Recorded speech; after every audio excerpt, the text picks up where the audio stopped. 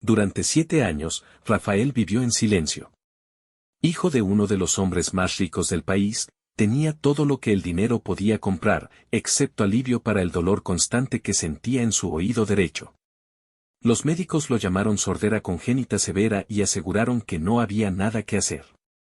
Su padre, Mauricio Carvalho, se negó a aceptar ese diagnóstico. Gastó fortunas, viajó por el mundo, consultó a los mejores especialistas y probó las tecnologías más avanzadas. Nada funcionó, y dentro de la mansión lujosa, el silencio se volvió una norma, no por respeto, sino porque Mauricio no soportaba escuchar aquello que su hijo jamás escucharía. Rafael creció aislado, lejos de la escuela y sin amigos, pasando los días en su habitación doblando aviones de papel que alineaba en la ventana, como si soñara con escapar de aquel lugar. Pero había algo que nadie quería ver. Tocaba su oído constantemente, fruncía el rostro y lloraba sin hacer ruido. No era solo sordera. Era dolor. Un dolor real, ignorado por todos los que ya habían decidido que no había nada más que hacer. Larisa Méndez llegó a esa casa impulsada por la necesidad.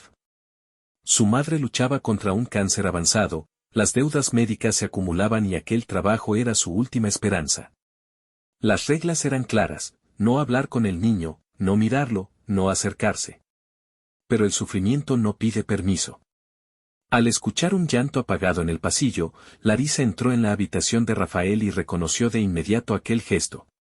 Era el mismo que hacía su hermano cuando, de niño, sufría infecciones graves en el oído. Larisa no tenía títulos ni autoridad, solo atención. Al acercarse, vio el dolor reflejado en el rostro del niño.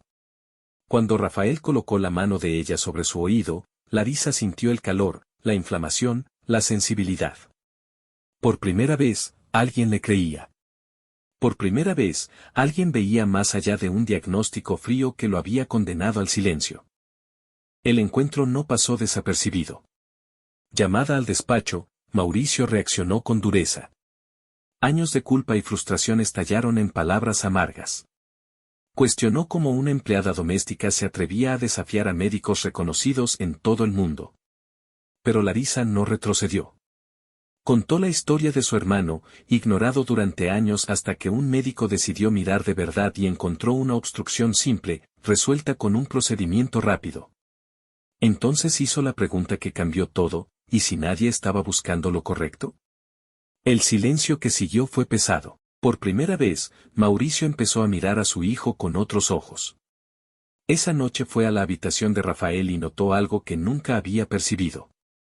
El niño dormía con la mano sobre el oído, como si intentara quitar algo que lo lastimaba por dentro. Todas las noches. El dolor siempre había estado allí, gritando sin sonido. Al día siguiente, la consulta final se acercaba. El miedo era grande. Tal vez no hubiera nada.